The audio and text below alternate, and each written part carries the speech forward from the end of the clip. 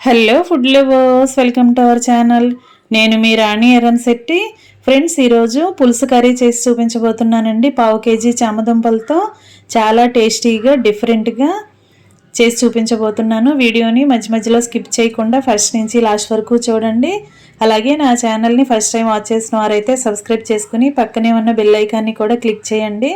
నేను పెట్టబోయే రెసిపీస్ అన్నీ కూడా మీ ఫోన్కి నోటిఫికేషన్కి వస్తాయి. ఈ కర్రీ అనేది మీ అందరికీ తెలిసిన వంట అయినా సరే డిఫరెంట్గా చేసి చూపించబోతున్నానండి. చాలా టేస్టీగా ఉంటుంది. పులుసు చిక్కగా రావటం కోసం కొన్ని పొడులను వేస్తానండి. ఆ ప్రాసెస్ అంతా మీకు చూపిస్తాను. ఇంకా కుకింగ్ స్టార్ట్ చేద్దాం. స్టవ్ ఆన్ చేసుకోండి. కర్రీకి సరిపడా పాత్ర పెట్టుకోండి. 2 గరిటెల ఆయిల్ పోసుకోండి. ఆయిల్ బాగా కాగిన తర్వాత పోపు దినుసులు వేసుకోండి. పచ్చిశనగపప్పు, ఆవాలు, జీలకర్ర, మెంతులు వేసుకోండి. ఇవి చామదుంపలండి. వీటిని బాగా కడుక్కుని ఒక గిన్నెలో వేసుకుని కొన్ని వాటర్ పోసుకుని కుక్కర్లో పెట్టుకుని 3 విజిల్స్ వచ్చే వరకు ఉడికించుకోండి. ముక్కలు వాటర్ పోసిన తర్వాత 1 టేబుల్ స్పూన్ సాల్ట్ వేశారంటే చామదుంపల్లోకి సాల్ట్ అంతా కూడా వెళ్ళి దుంప టేస్ట్ అనేది బాగా వస్తుందండి. అలా ఉడికిన తర్వాత స్కిన్ అంతా తీసేసుకుని ముక్కలుగా కట్ చేసి రెడీ చేసుకుని పెట్టుకోండి. ఇప్పుడు పోపు దినుసులు ఫ్రై అయిన తర్వాత కొన్ని కరివేపాకు రెబ్బలు కూడా వేసుకోండి. ఇప్పుడు సన్నగా కట్ చేసి పెట్టుకున్న ఆనియన్స్ 1 కప్పు వేసుకుని చీలికలుగా కట్ చేసుకున్న పచ్చిమిర్చిని 3 వేసుకోండి. ఆనియన్స్ ఈజీగా ఫాస్ట్గా మగ్గటానికి 1 టేబుల్ స్పూన్ సాల్ట్ వేసుకోండి. చింతపండుని కొంచెంగా నానబెట్టుకుని ఉంచుకోండి. పులుపుకు తగ్గట్టుగా మీ టేస్ట్కి తగ్గట్టుగా నానబెట్టుకుని ఉంచుకోండి. చింతపండులో కొంచెం వేడిగా ఉన్న వాటర్ పోసుకున్నట్లయితే ఈజీగా అది నానిపోతుందండి. ఆనియన్స్ బాగా మగ్గిన తర్వాత కట్ చేసి పెట్టుకున్న చామదుంపల్ని అలా వేసేసుకుని ఒకసారి బాగా కలుపుకోండి. ఆయిల్లో ముక్కలన్నీ కూడా బాగా కలిసే వరకు ఒకసారి కలుపుకోండి.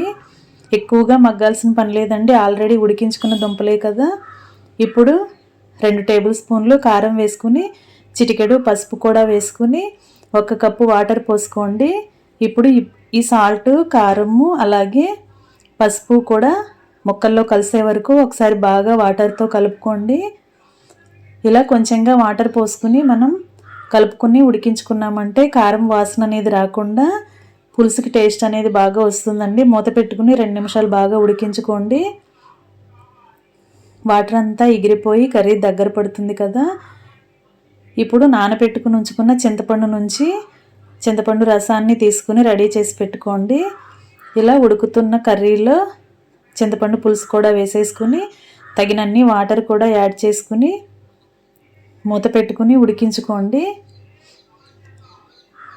వాటర్ అనేవి ఎక్కువగా పోస్తే మరి పులుసు పల్చగా వచ్చేస్తుందండి, టేస్ట్ అంత బాగోదు. కరెక్ట్గా పోసుకోండి. ఇప్పుడు పల్లీలను గ్రైండ్ చేసిన పొడి 1 స్పూన్ వేసుకోండి. తెల్ల నువ్వుల్ని కూడా గ్రైండ్ చేసి పెట్టుకున్న పొడి 1 స్పూన్ వేసుకోండి. 1/2 టేబుల్ స్పూన్ మెంతులను గ్రైండ్ చేసి పెట్టుకున్న పొడి వేసుకోండి. పల్లీలను కూడా డ్రై రోస్ట్ చేసుకుని గ్రైండ్ చేసుకోవాలండి. పై స్కిన్ అంతా తీసి గ్రైండ్ చేసుకోవాలి. అలాగే తెల్ల నువ్వులు కూడా గ్రైండ్ చేసి పెట్టుకోవాలి. అలాగే మెంతులను కూడా బాగా డ్రై రోస్ట్ చేసుకుని ఆ మెంతులను కూడా మిక్సీ పట్టుకుని ఇలా రెడీ చేసి పెట్టుకుంటే ఈ పొడులన్నీ కూడా ఇలాంటి పులుసు కర్రీస్ మనం ప్రిపేర్ చేసేటప్పుడు వాటిని ఇలా కర్రీలో యాడ్ చేస్తే కర్రీకి టేస్ట్తో పాటు చిక్కదనం కూడా వస్తుందండి. పులుసు అనేది నీళ్ళుగా లేకుండా చక్కగా చిక్కగా వచ్చి రైస్లో కలుపుకొని తింటున్నప్పుడు టేస్ట్ చాలా బాగా తెలుస్తుంది. పల్లీల పొడి, నువ్వుల పొడి, మెంతుల పొడి వేసుకోండి.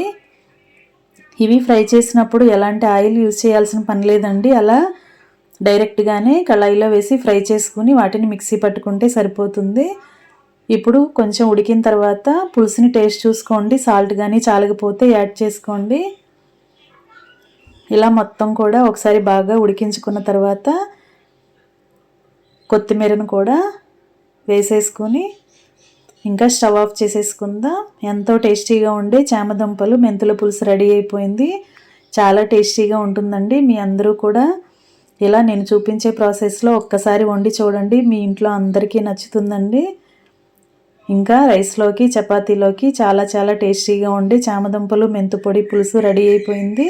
వీడియో నచ్చినట్లయితే లైక్ చేయండి. మీ ఫ్రెండ్స్కి, ఫ్యామిలీ మెంబర్స్కి ఈ కర్రీ షేర్ చేయండి. నా ఛానల్ని ఫస్ట్ టైం వాచ్ చేసిన వారు సబ్స్క్రైబ్ చేసుకుని పక్కనే ఉన్న బెల్ ఐకాన్ని కూడా టచ్ చేయండి. నేను పెట్టబోయే రెసిపీస్ అన్నీ చూడండి. Thanks for watching. నేను మీ రాణి ఎర్రంశెట్టి.